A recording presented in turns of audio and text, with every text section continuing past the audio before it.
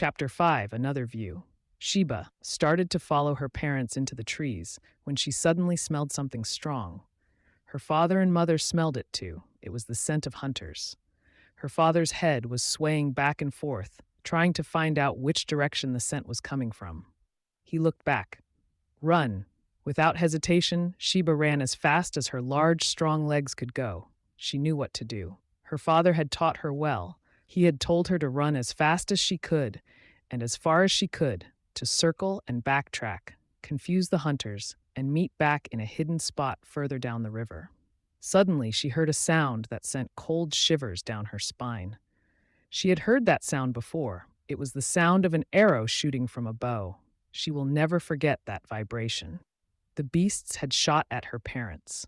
The fear raced through her body like a river rushing down the mountain.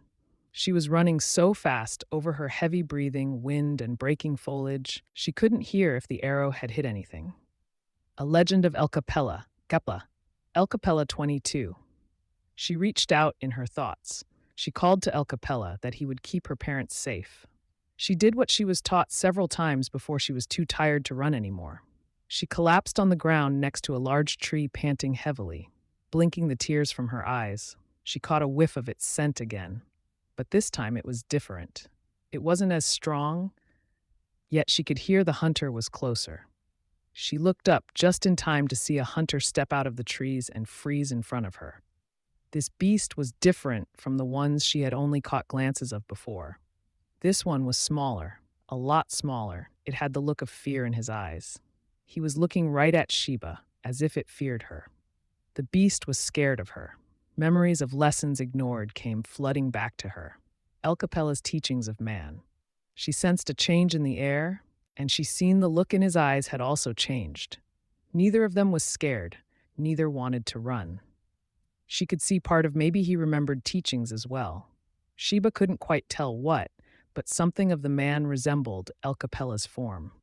Sheba and the small hunter stared at each other for a long time, studying, learning all they could learn with their eyes and nose. Sheba was surprised that she didn't feel afraid of this hunter anymore. Instead, she felt safe, a strange calm that she would always be protected by him. This was very strange. The man smiled at Sheba and quickly placed his arrow and knife away. He chatted something softly to her, but it was sound combinations that she couldn't understand. Sheba scratched the ground and nodded her head, trying to let him know that she knew he was trying. The man's eyes narrowed, with lines appearing on the sides, showing he smiled at her. But strangely, his mouth went wide, showing some of his teeth. 23 JB Mountier. Suddenly he waved his hands and stomped his foot.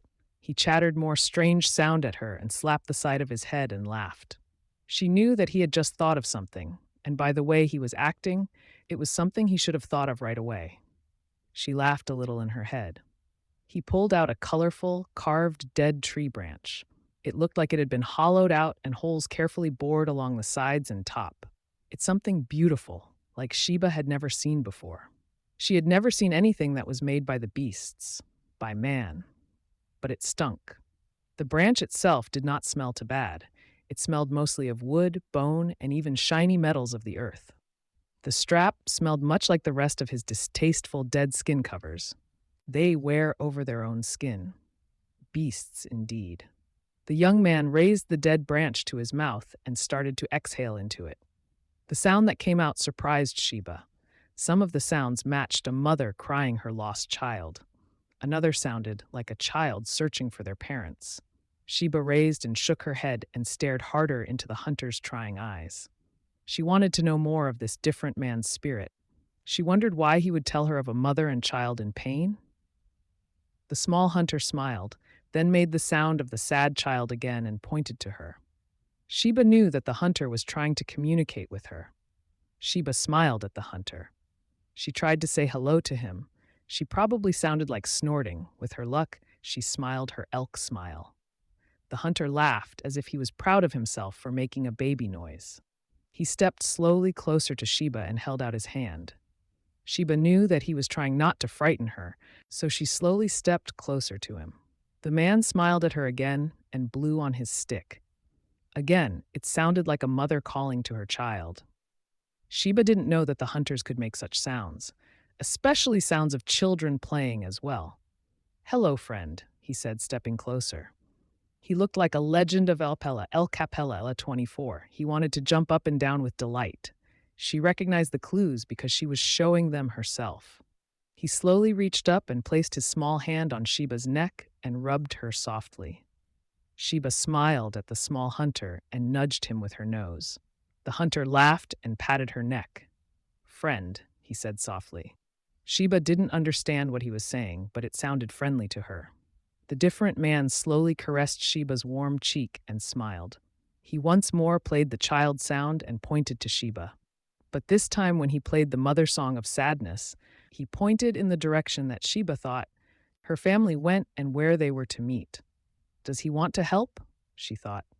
Suddenly, Sheba's nose caught a scent, riding on the air that made her hair stand on end. "Oh no!" she shouted. "Another hunter is coming!"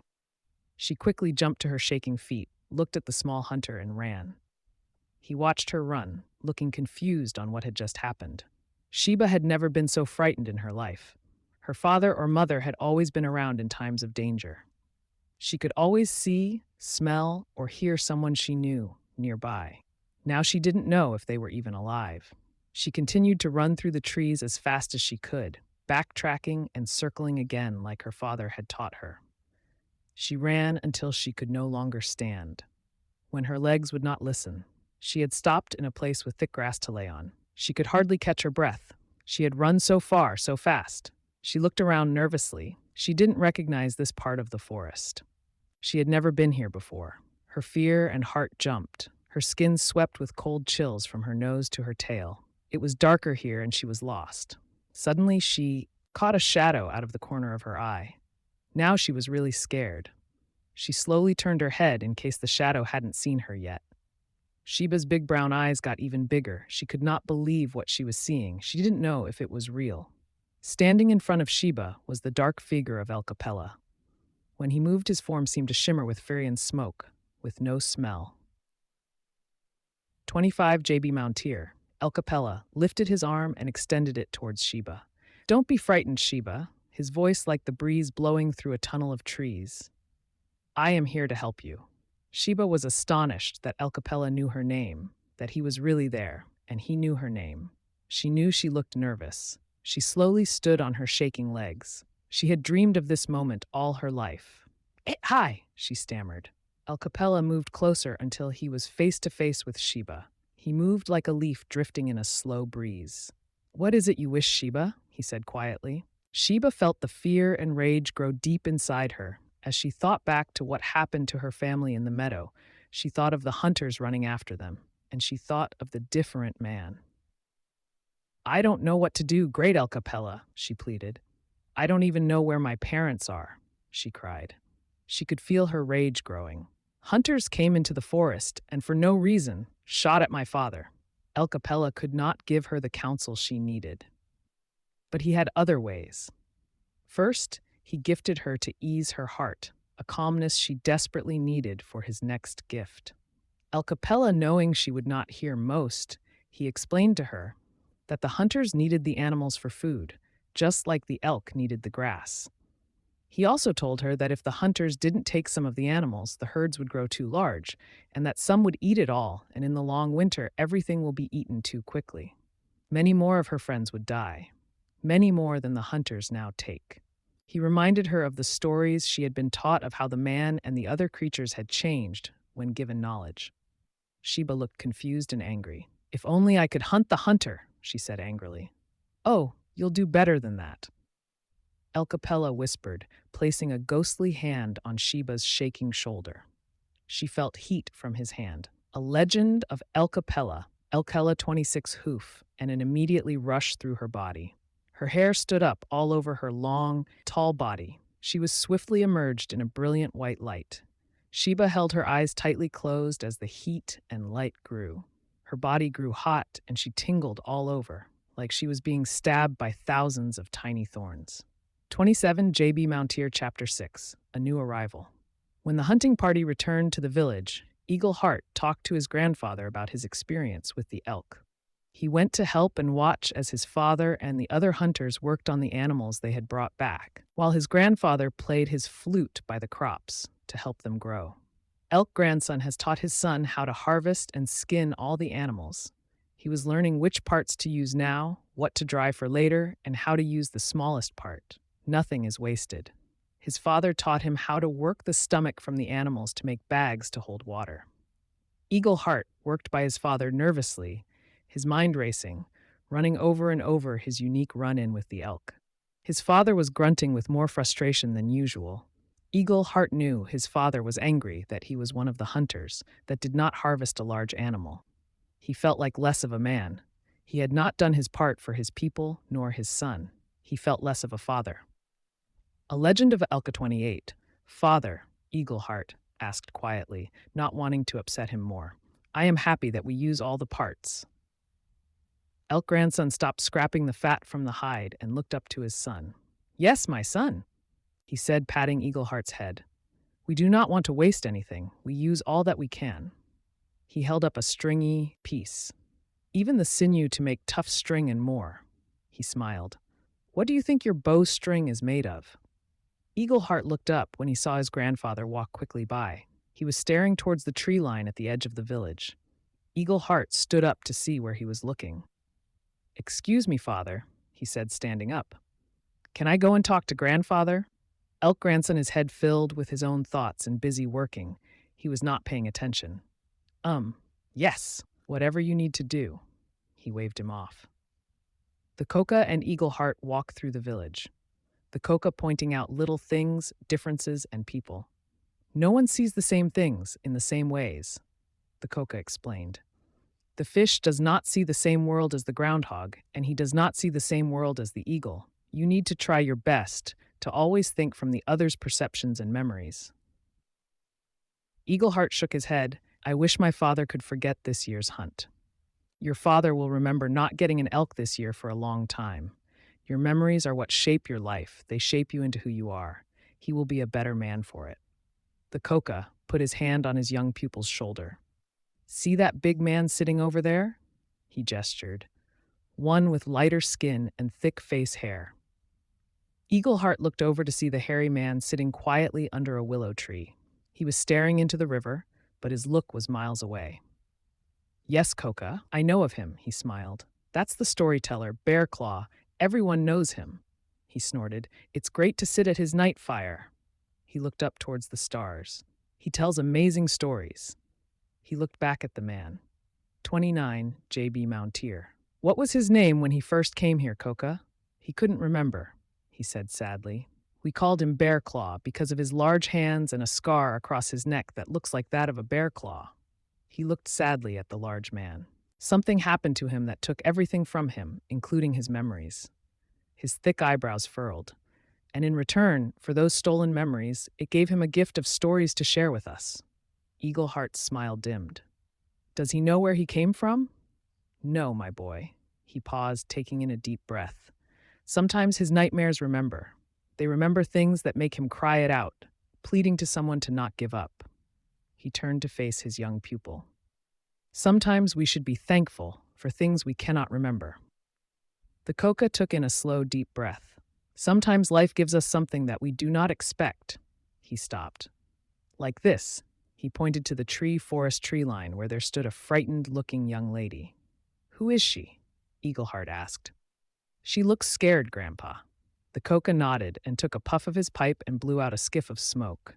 They both watched it closely as the special smoke swirled into a shape. The rolling smoke pointed toward her. She is someone very special, he said, placing his hand on Eagle Heart's head. And she has been sent here. She was sent for a very special reason. He smiled. The woman was looking at the village like she hadn't seen anything like it before.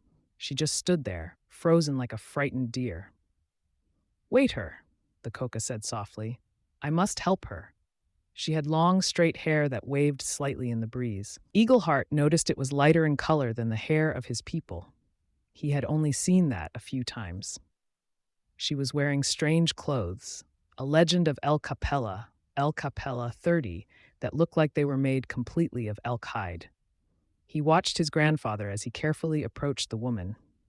He could not help but laugh a little. His grandfather, the great Coca, looked like he was approaching a scared animal in a trap. The Coca stopped a few feet in front of her and began talking. Eagleheart tried to stretch out his hearing, but it was no use. There was no way he could hear what they were saying. Before long, the Coca and the woman walked hand in hand back to where Eagleheart was waiting. "This is Sheba," he introduced her. "She has come a long way to learn our ways." He unusually placed her hand into Eagleheart's. "This is my grandson, Eagleheart." He was smiling ear to ear. Eagleheart was astonished. He knew that he had met her before. He was sure of it. Her eyes were the biggest and the most beautiful color of brown he had ever seen. He knew that he knew those brilliant eyes. He could never forget those eyes. Her eyelashes were amazingly long, and her skin was so fair and soft, he didn't want to let go of her hand. It reminded him of moms holding their children's hands around the village. He had not had that special bond, at least as far as he could remember. And Sheba did not seem to be bothered by holding his hand either.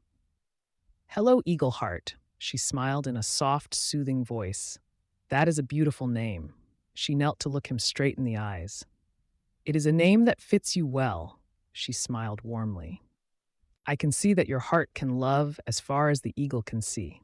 She reached up and touched his soft cheek. "It is a pleasure to see you again, friend."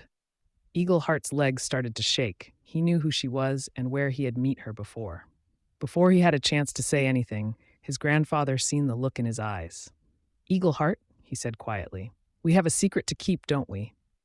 He placed his fist on his grandson's shoulder and winked.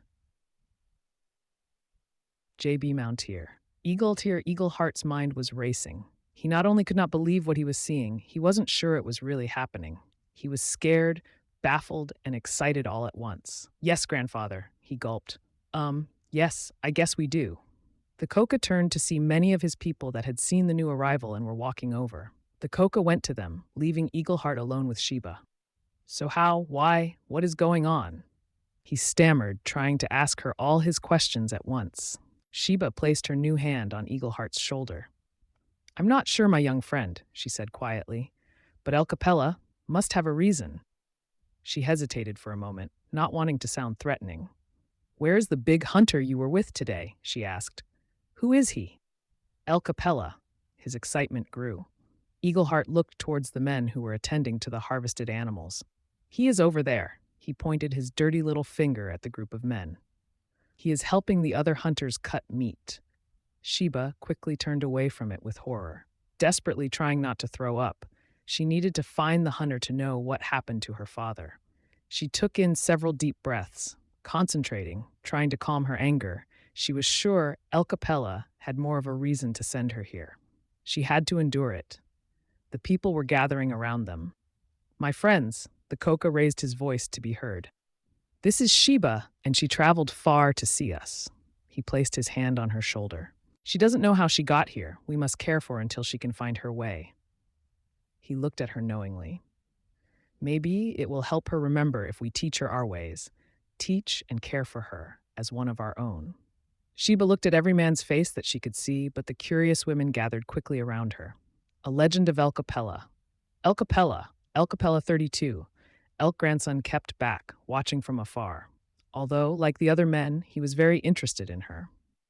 He had never seen such a woman before. He could swear she even had a glow around her. He realized that she had started to stir feelings in him that he hadn't felt since the loss of his wife. Feelings he thought he could never feel again. He shook his head. He should not be thinking this way. Even though he did not harvest any big game, there was still much work to be done. He pulled his eyes reluctantly from Sheba and went back to work. The crowd dissipated as the women led Sheba to where they were working. They passed people weaving baskets, mending clothes, some doing beadwork, and another carving a flute. Sheba was amazed they could do such wonderful things with these hands and these fingers. She looked at her new fingers. So many things she could never do with her hooves. Her revenge all but forgotten, Sheba sat within the women for hours, learning everything anyone would be willing to teach her. A woman who had befriended Sheba took her by the hand. "Come on," she said excitedly. "It is time to gather around the after fire." She pulled Sheba to her feet. "You have got to see this." she said, dancing a little. This is a most important ceremony. Sheba was dragged to a gathering of people around a giant fire. When she got to a place she could see through the crowd, she found she was standing next to a very shiny and a very large rock. She couldn't help sliding her hand along its smooth surface. It was of a shape she had never seen. Sheba was very frightened being so close to the fire, with so many dancing and bumping into her. Sheba looked at her, feeling confused. "What is that dancing?" she asked. Now it was Chanta's turn to look confused. "You mean your people never dance?" she asked, waving her arms in the air and twisting her shoulders back and forth. 33B Mountier. Sheba watched her new friend's movements and was more confused. "Maybe our word for dance is different," she said, hoping to get a better answer than flaring arms. The music and mood changed. A line appeared as the hunters moved strangely around the council fire. They were jumping, swinging their arms, and shouting strange sounds and blowing on their flutes. She watched as the light from the blazing fire flickered on their painted bodies, making them look as if they were moving in slow motion. The people who were sitting in a circle around the fire were also shouting strange sounds, and when the fire flickered across them, their faces were full of joy and excitement. The fire let out a roar as it blasted higher into the darkening sky. The smoke split and separated in front of her, and she could see the Coca was sitting on the shimmering, smooth boulder that was now across from her. His legs were folded under, making his eyes look solid white. His wrinkled lip were moving in a silent murmur. Suddenly, his eyes dropped. He was looking right at Sheba. Sheba could feel his eyes burning into her, as if he was seeing right through her. She was frightened by feeling, and the look on the Coca's face, he lowered his arms toward the smoke, never taking his eyes from Sheba. His feist started circling around and around. He took in a deep breath and blew out sharply. The dark smoke twirled into a tunnel of smoke that shot out straight at the terrified Sheba. The dense smoke burned Sheba's eyes. She quickly tightened them and couldn't help but gasp. To her surprise, the smoke didn't choke her as she inhaled. The smoke seemed not to head to her lungs, but to her heart, mind, and eyes in a warm, embracing numbness. It was not smoke. Sheba started to feel hot from the tips of her toes to the ends of her hair. A legend of Elkapella. Elkapella, 34. New feelings started to stir deep inside her, and she slowly opened her eyes. It was like she was looking through someone else's eyes. She could see things she couldn't before. Seeing through man eyes was different enough, but this wasn't the same kind of sight. The smoke from the fire was full of animals, from her cousin, the great moose, all the way down to small fish that swam through the smoke water. That's what the people had been looking at. Sheba looked at the hunters. They weren't just jumping crazily around the fire, and they were dancing beautifully to show respect and courage to their forest brothers. Sheba could also hear things she couldn't before. The people weren't just shouting strange sounds. They were singing songs of their great thankfulness to the animals who gave their lives to preserve their own. Sheba watched the young boys who went with their fathers on the hunt as they joined in. She saw her young friend Eagleheart. She could feel his love and gratitude flow from him into the surrounding energies as he danced joyfully around the blazing fire. Sheba looked around at the women who were gathered around her. Their arms and legs were folded, and their heads were bowed. She could feel what was coming from their hearts and minds as well. They were praying to a higher power, a power that sent them Elkapella. Suddenly, through all the feelings of good, she felt a strong feeling of torment. Sheba stood and wondered where these mixed emotions were coming from. At the edge of the gathered people, the firelight flickered, and Sheba saw a hunter sitting in the shadows alone. The hunter's legs were folded like the others, but his face was lowered into his hands. She stepped closer and searched through his feelings. His feelings and his heart and mind did not match. His mind was filled with anger, hatefulness, and revenge, but his heart filled with loss, loneliness, and more love and compassion than Sheba had ever felt before. As Sheba searched his heart, she couldn't help but to be drawn into it.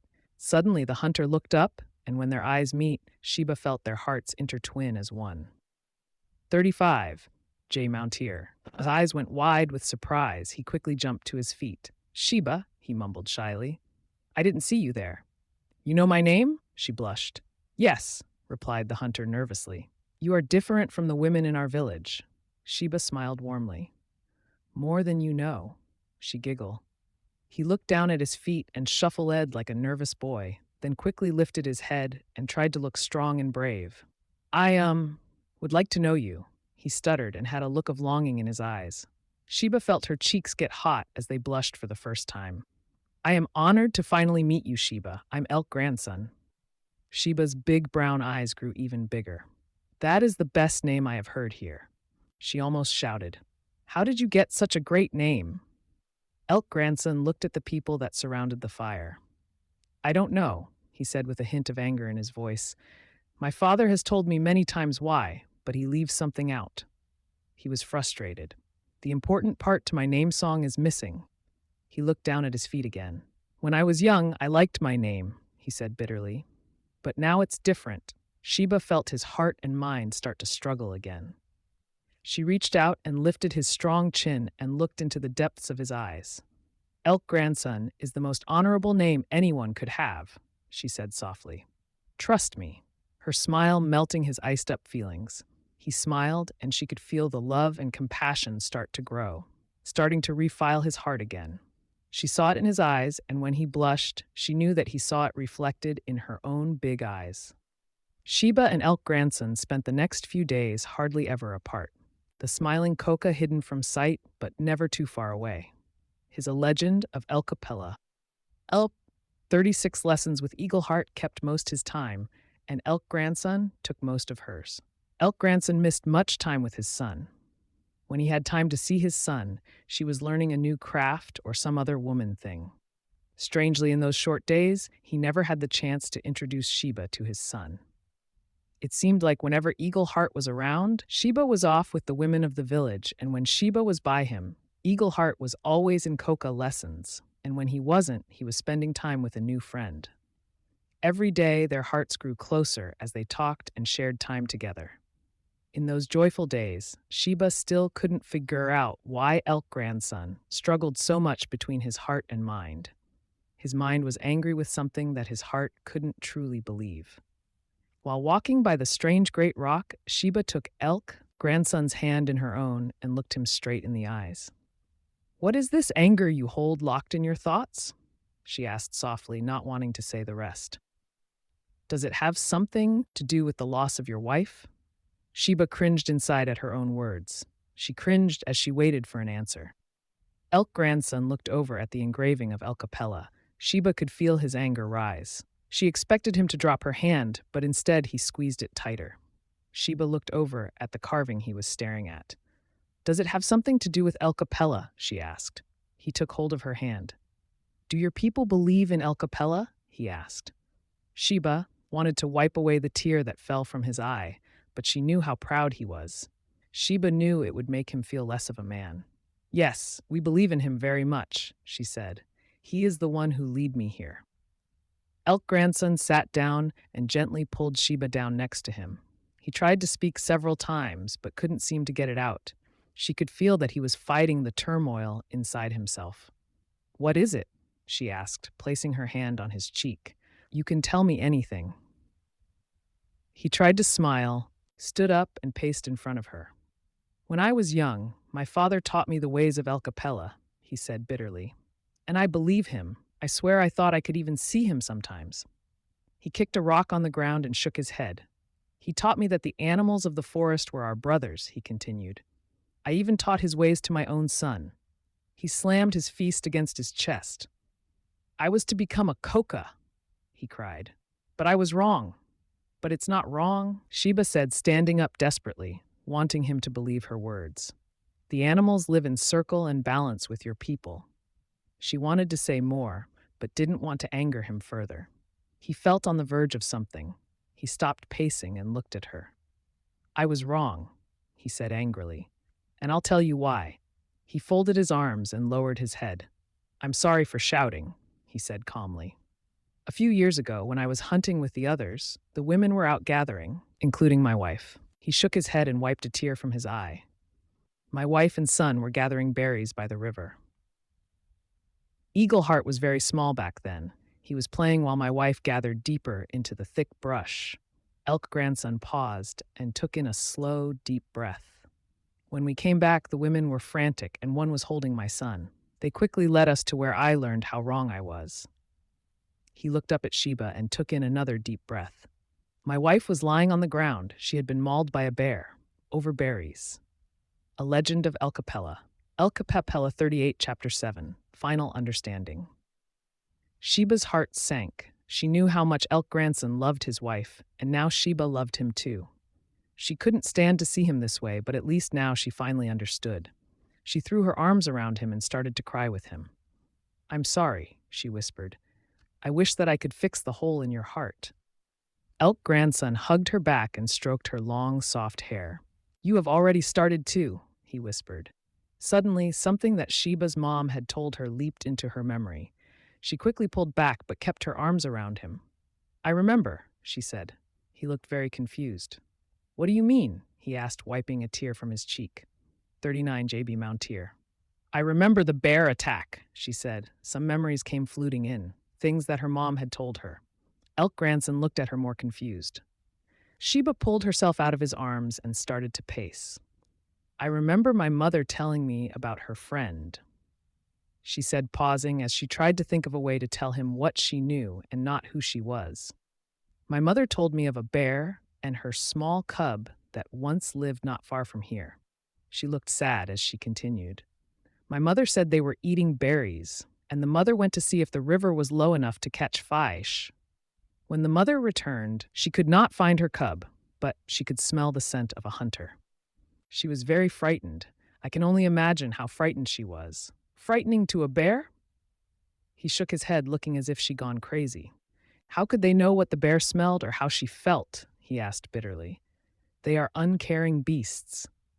Sheba hesitated, trying not to take offense. "This is just what my mother told me." The mother bear looked frantically for her cub, calling out for him and getting more freighted.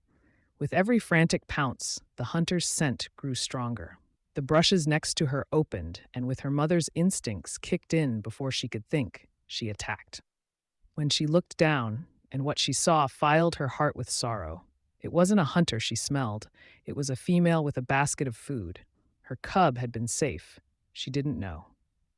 Sheba looked over at Elk Grandson. He was shaking his head and pacing again. "How could this be true?" he shouted. "How could your people know this for sure?" He stopped pacing and put his hands on his cringing face. "Did I really lose her because of a mistake?" Sheba embraced him, and he squeezed her tightly with his strong arms. "The story I told you is the truth," Sheba whispered softly. "I am truly sorry." Elk Grandson held her tighter. "I trust you, Sheba," he whispered back. "I don't know how, but I believe you." He shook his head, stunned by the absurdness of it. How could she possibly know? He looked into her big brown eyes and melted. "If you say something is true, I will always believe you." He let go of her hand, reached down, picked a flower, and placed it in her hair. A Legend of Elkapella. Elkapella. Elkapella 40. I both turned when they heard shouting. "Sheba! Sheba!" called the small voice. Eagleheart was running towards them. Sheba let go of Elk Grandson, just as Eagleheart threw his arms around her. "Where have you been?" he asked. "We were supposed to go for a walk, remember?" "Sorry," Sheba said, ruffling his hair. "I forgot." Elk Grandson looked at them both and smiled. "You know Eagleheart?" he said excitedly. "Of course I do," she smiled. "He is my good friend. Almost every day he has found me between his own lessons. He comes and gets me when I am with the women and drags me off to play." Elk Grandson smiled with pleasure. The woman he loves also cares for his son. Eagleheart looked up. "I see you've met my father," he said excitedly. "He is the hunter that I was with that day." He smiled wider. "My father." Sheba looked from Eagleheart to Elk Grandson and back. "Wait," she raised her hand. "Elk Grandson? Your father was the hunter." She gasped. "Sure is." Eagleheart shouted proudly. Now Sheba was filled with turmoil. Eagleheart's father is the one who took away her parents. Sheba put her hands to her face as she started to cry. She understood these people's ways and how they live in circle and balance with the animals, but how could she be with the man who took away her parents? She pulled the flower from her hair and let it drop to the ground. I'm sorry.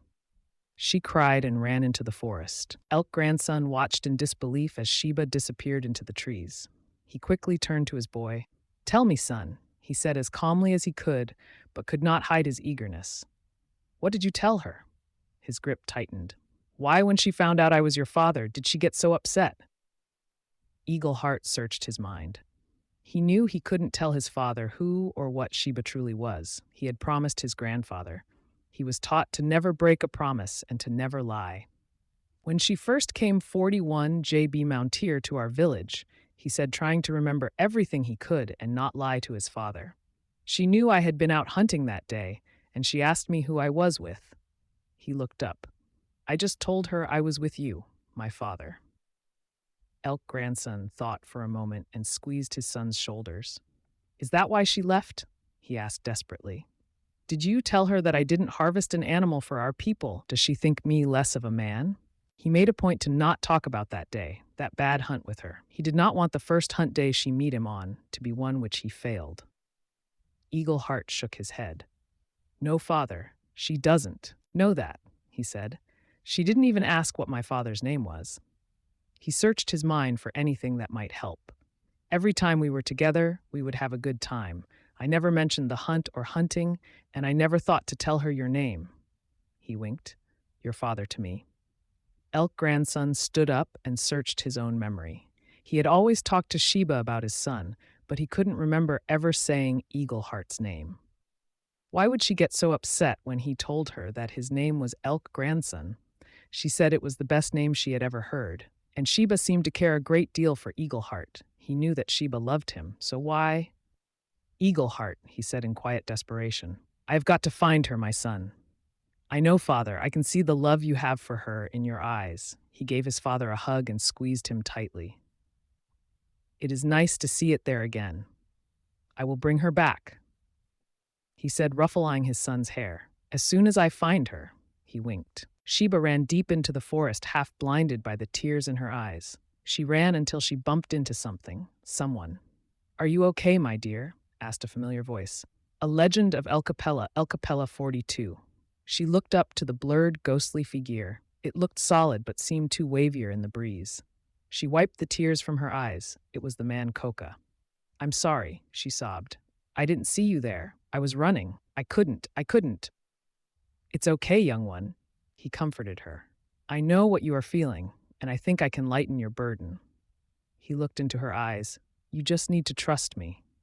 Sheba looked up into the old man's knowing eyes. What do you mean? She sniffled. Elk grandson did not harvest an animal on the hunt this year, he said, placing his clenched fist on her shaking shoulder. Your parents are alive and doing quite well. What? She threw her arms around the Coca. Her eyes filled with tears, as her heart filled with joy. They are waiting for you in the meadow just through the trees, he pointed. Elkapella is with them. Oh, thank you, she cried, hugging him again. As an elk so could never hug like that before, it felt nice. Thank you so much.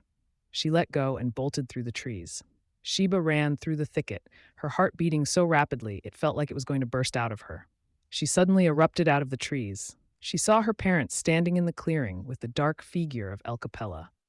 Mother, father, she cried. She ran to them and threw her arms around their large necks. Oh, I missed you so much, she sobbed. I thought I would never see you again. They know everything that has been happening to you, Elkapella said in a wind, deep voice. They have even been watching you. Elkapella placed his ghostly dark hand on Sheba's shoulder. 43. JB Mountier. She immediately felt the heat rush through her body as it did before. The heat grew, and she tingled all over, but she didn't change back into an elk. What's wrong? She said in wonder. Why am I not changing? Elkapella seemed to smile. Your feelings in your heart and mind do not match, Elkapella said softly. They are filled with torment. Your energies do not know where to move. He shimmered like he was smiling. You want to stick around for a while, I think. He laughed. Sheba looked back in the direction of the man village, then back to Elkapella. What do I do? She asked as a tear fell from her cheek. I don't understand, she sobbed.